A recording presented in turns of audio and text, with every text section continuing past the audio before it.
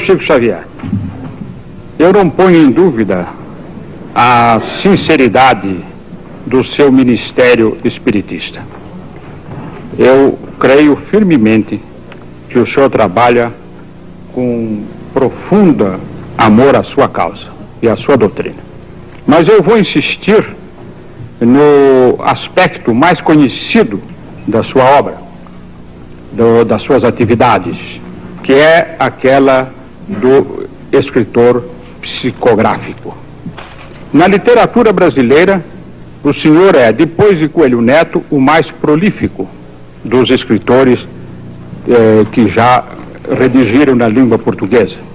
Por outro lado, o senhor disse, respondendo a uma pergunta minha, que havia feito apenas um curso primário. O senhor, para todos os que aqui estão e os que estão ouvindo no vídeo em casa, é um homem que tem uma grande fluência ao falar. O senhor constrói com perfeição a frase. O senhor tem lógica na exposição da sua doutrina. Logo, o senhor é um autodidata que se compenetrou da doutrina que exposou e a estudou profundamente e passou a exercer o seu trabalho expondo essa doutrina. Eu insisto que a escrita automática no senhor deve ser mais o produto do inconsciente do que o produto da mediunidade. Não sei se o senhor conhece uma coleção de livros publicados na França com o título genérico A Maneira de, em que os autores Paul Rebut e Charles Miller em francês, fazem a imitação de vários autores. Por exemplo, Marcel Proust, cujo centenário acaba de passar, se o senhor ler uma página de Marcel Proust e uma página do livro A Maneira de, não distinguirá, ainda mesmo que tenha profundo conhecimento do estilo de Marcel Proust. É, portanto, esta é uma imitação consciente. Eu tenho para mim que o senhor, ao redigir os livros psicografados, agiu sob o impulso do inconsciente. O meu ex-antigo companheiro de imprensa, e caro companheiro de imprensa, Herculano Pires, cuja inteligência brilhante eu sempre respeitei e sempre aplaudi, criou um embaraço para a minha pergunta, ao falar em 400 autores que o senhor teria citado. Mas citar 40, o senhor citou 400 autores, ou o senhor escreveu a maneira de 400 autores, como escreveu como Humberto de Campos, como Guerra Junqueiro, como Antero do Quental, como Augusto dos Anjos? Creio que o número enunciado pelo casal Stig Roland Ibsen já está superado em mais de 400 comunicantes. Eles escreveram a maneira deles, mas respeito o ponto de vista do senhor, como respeito qualquer homem de ciência que ainda não pôde aceitar, por exemplo, o realismo da mediunidade. Respeito muito, mas continuo acreditando que eles escreveram a maneira deles, porque em algumas centenas, vamos dizer mais de 3 centenas destes 400 e tantos, hoje parece que quase 500, eu não tinha a menor ideia do que eles escreveram. O senhor conhece um caso famoso ocorrido na Inglaterra de escrita psicografada? Uma senhora de nome Travers Smith psicografou a obra de Oscar Wilde. E os meios literários ingleses não aceitaram como sendo uma obra psicografada de Oscar Wilde. Ainda mais, entre as minhas carreiras, além de jornalista, eu também tenho a de filosofia. E não me constam que obras tão complexas como a de Platão, a de Aristóteles, a de Santo Agostinho, a de Santo Tomás de Aquino, a de Descartes, a de Kant, a de Hegel a de Nietzsche e a de outros filósofos e outros pensadores, tenham sido psicografadas. Não seria por causa da dificuldade de psicografar essas obras? Hegel é quase impossível qualquer trabalho de psicografia. Bem, eu devo voltar um pouco ao nosso pensamento inicial para dizer ao senhor que desde 1931 a presença de Emmanuel em minha vida tem sido a presença de um professor. Ele tem corrigido minhas expressões, ele tem procurado melhorar o meu vocabulário, melhorar as minhas atitudes do ponto de vista verbal. E como o livro estava na frente da presença apagada que eu possa trazer, ele sempre teve muito cuidado em podar tanto quanto possível as minhas impropriedades, que eu sei que são muito grandes. De modo que eu posso declarar de público ao senhor que qualquer estrutura fraseológica mais feliz de que eu possa ser portador, isso se deve à influência de Emmanuel, a presença dele junto de mim, compreendendo a responsabilidade de um programa como este. Quanto aos escritores da antiguidade e aos escritores dos tempos modernos, com todo respeito ao Senhor, eu me permitiria perguntar se eles também não seriam médiums. Não cabe a mim responder.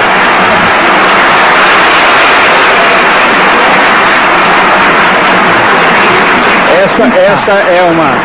Quem sabe? Este programa é de perguntas, não é de debate. Não é de debate, absolutamente.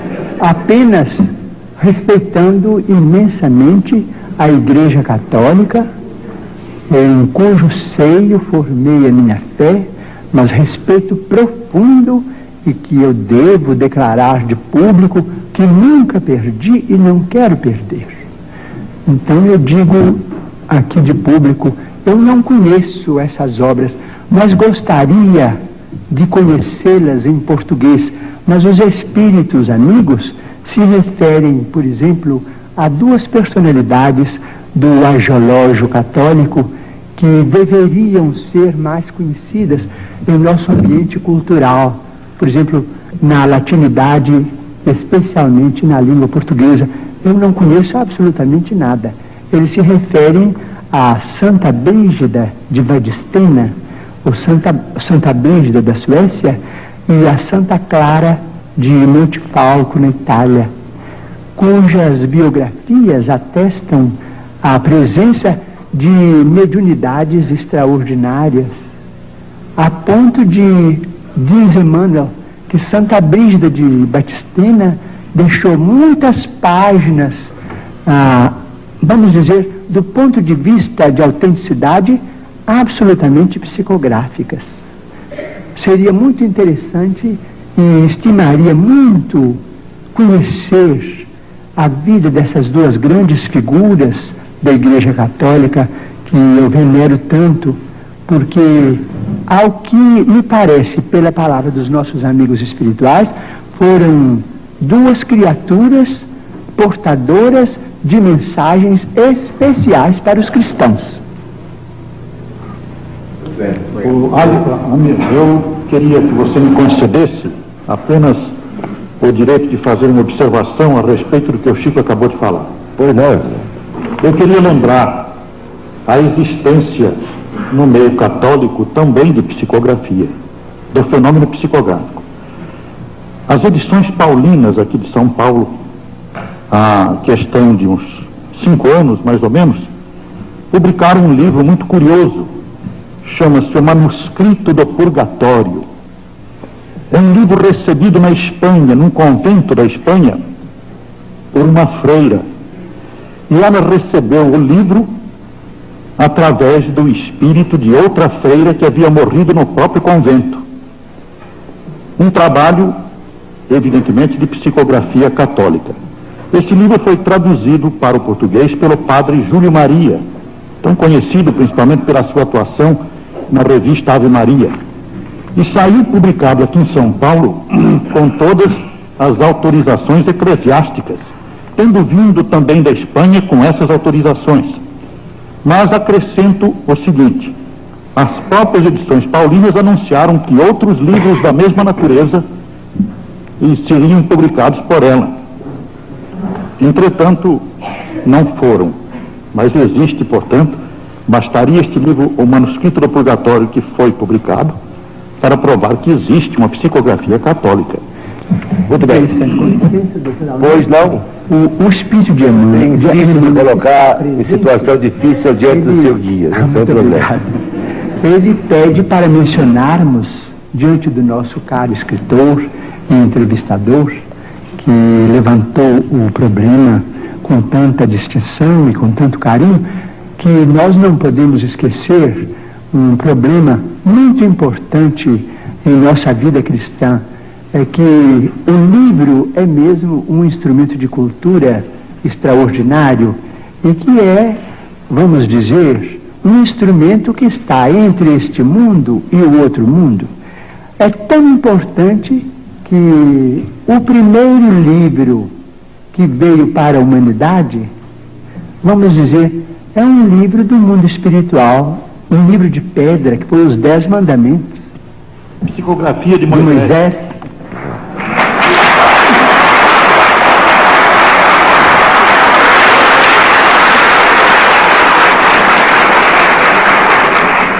Telespectadores de São José do Rio Preto, que assistem esta noite o Pinga Fogo, informam que dia 8 de agosto próximo, o Chico Xavier estará proporcionando à população daquela cidade uma tarde de autógrafo, às 15 horas e 30 minutos, não é, Chico?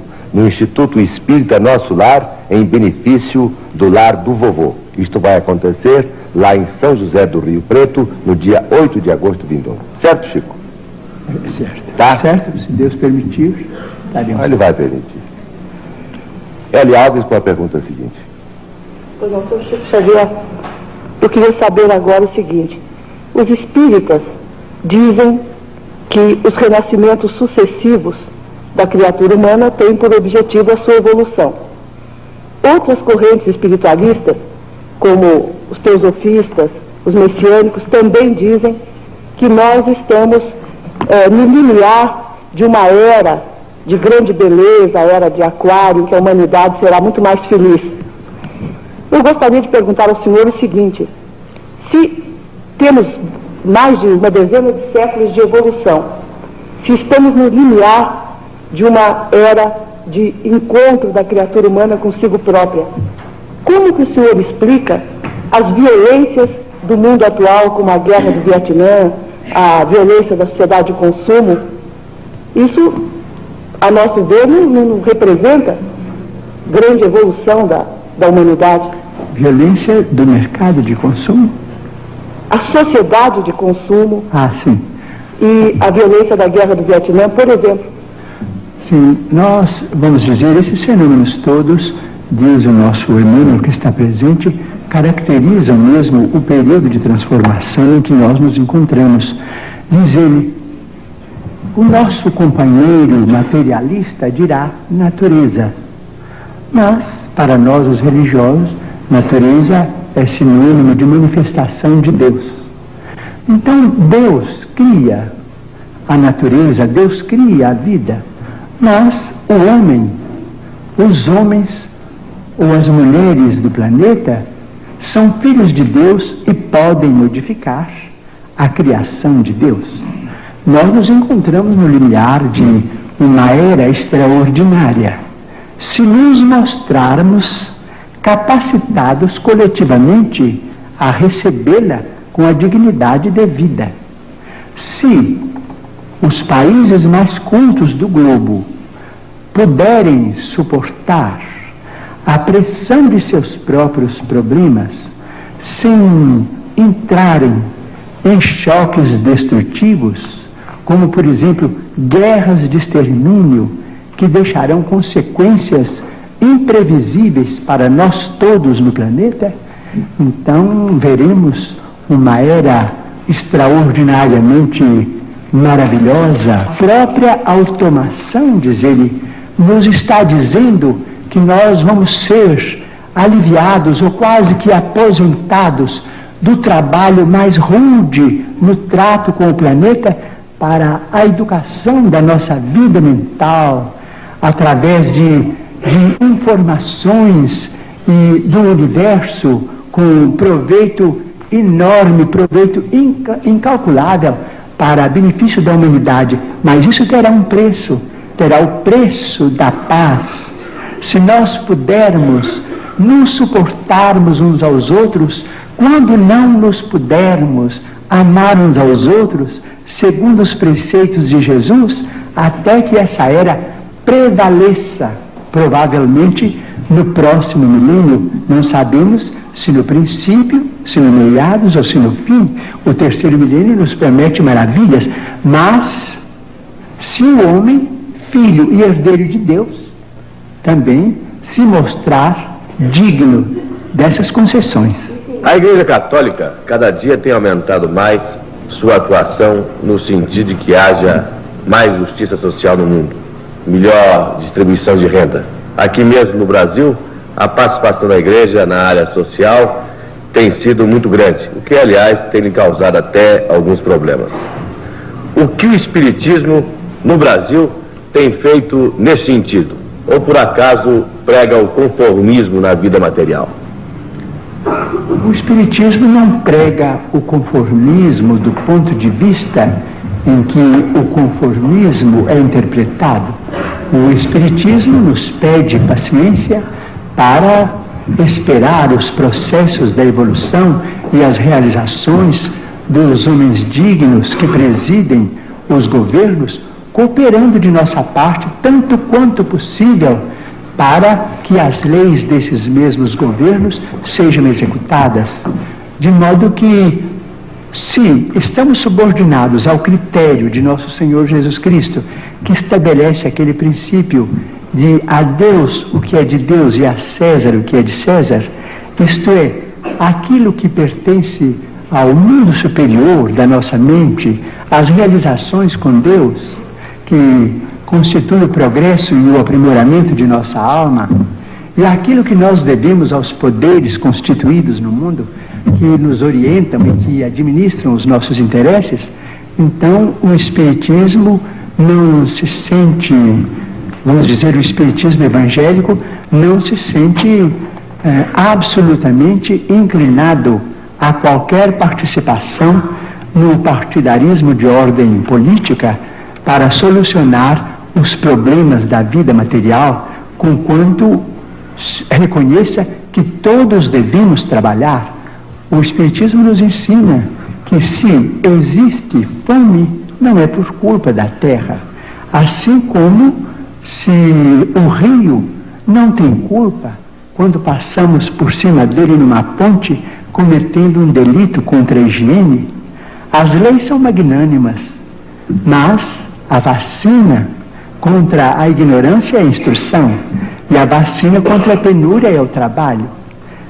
Em vez de, vamos dizer, de pedir melhoria de rendas, vamos pensar assim, conquanto todos precisemos do dinheiro, todos necessitamos do dinheiro como sangue de nossas realizações materiais e seiva da nossa civilização. Nós todos precisamos do dinheiro, seja ele apresentado de que forma for, em qualquer regime, porque o dinheiro é um documento daqueles que nos governam e que nos credenciam para o serviço aquisitivo onde estejamos. Conquanto precisemos todos do dinheiro, se pensássemos, por exemplo, em trabalharmos todos e em organizar, vamos dizer, as questões do trabalho com o aproveitamento das nossas energias integrais, então cremos que o problema seria quase que imediatamente resolvido.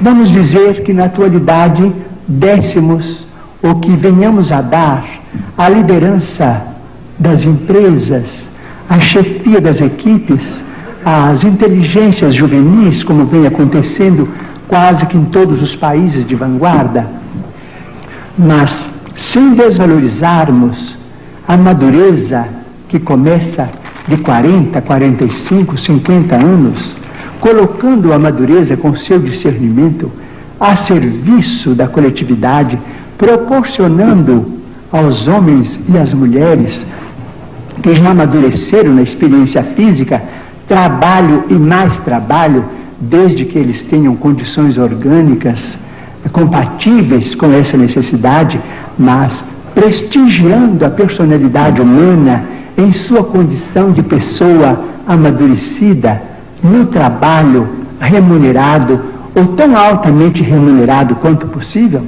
nós resolveríamos o problema sem entrarmos em atrito com a autoridade legal. Eu me lembro, entre as suas obras, de algumas obras de psicografia que são bastante importantes do ponto de vista doutrinário para o Espiritismo. Por exemplo, Evolução em Dois Mundos. E me lembro que este livro foi escrito psicograficamente por você e pelo Dr. Valdo Vieira. Na ocasião, você morava, se não me engano, em Pedro Leopoldo e o Dr. Valdo Vieira em Uberaba. Verdade.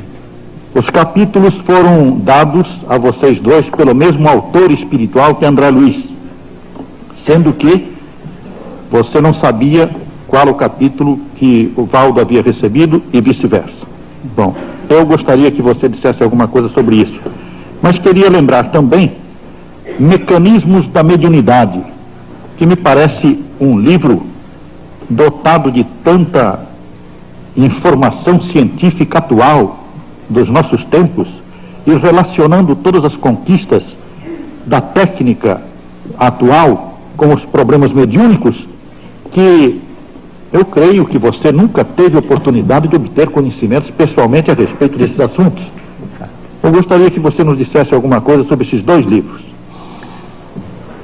O que eu posso dizer é que eu tenho a maior dificuldade para compreender esses dois livros, porque eles são basados numa linguagem quase que inacessível à minha capacidade de entendimento, porque eles foram recebidos nas condições em que o nosso caro amigo professor Herculano Pires menciona, mas é o caso da mediunidade psicográfica. Eu não posso emitir juízo algum, porque o livro é mais para técnicos, em matéria de evolução e em matéria de comunicações neste mundo mesmo. Não posso emitir julgamento nenhum, porque não estou à altura. Para isso eu precisaria ter de mim mesmo uma diplomação acadêmica, Chico, para que o Espírito de Emmanuel encontrasse em mim recursos. Com licença, eu não pediria a você julgamento. Eu queria que você nos dissesse alguma coisa sobre a maneira por que eles foram escritos. De que maneira você recebeu, qual foi a motivação para que este Evolução em Dois Mundos, que é um livro que coloca o problema da evolução dentro do Espiritismo, relacionando o processo evolutivo no mundo material e no mundo espiritual, é um livro de profundo esclarecimento do problema evolutivo. E Mecanismos da Mediunidade, porque é um livro que traz um acréscimo enorme aos nossos conhecimentos possíveis no campo mediúnico. Eu gostaria que você dissesse quais foram as motivações, qual foi o seu trabalho nesse campo, o que você sentia quando escrevia, coisas assim. Eu sentia, naturalmente, um grande prazer em ser instrumento daquelas páginas, conquanto eu não as entendesse muito bem, remetia diretamente pelo correio ao companheiro que partilhava comigo da mesma experiência, em 2 dias convencionados da semana. Então ele também me mandava para Pedro Leopoldo, eu lia o que ele havia recebido, ele lia o que eu havia recebido e o livro continuou até o fim. Mas a esse respeito eu peço licença para lembrar um caso interessante. Em 1931, quando eu ia fazer 21 anos, o espírito de Augusto dos Anjos sentia muita dificuldade em escrever por meu intermédio. Nesse tempo eu trabalhava no armazém. Nesse armazém me dava também serviço para cuidar de uma horta muito grande com plantações de alho, porque o alho na região em que eu nasci é um fator econômico de muita importância. Então, depois das 6 da tarde, para mim era um prazer ir fazer a rega dos canteiros de alho, e os espíritos começavam a conversar comigo. Eu achava muito prazer naquelas horas, porque eu me isolava de todo o serviço do armazém para ficar plenamente à disposição dos espíritos amigos. Então ele começou a editar uma poesia que está no Parnaso de Além-Túmulo, o primeiro livro da nossa mediunidade. Essa poesia se chama Vozes de uma Sombra. E ele começou a falar com aquelas palavras maravilhosas, muito técnicas. Eu, com o regador na mão, me custava compreender. E ele falava e falava que gostava de escrever no campo, e que aquela era uma hora em que ele queria editar, para que eu ouvisse, para mim poder compreender na hora de escrever, que muitas vezes escrevo também como médium ouvinte. Então eu senti aquela dificuldade.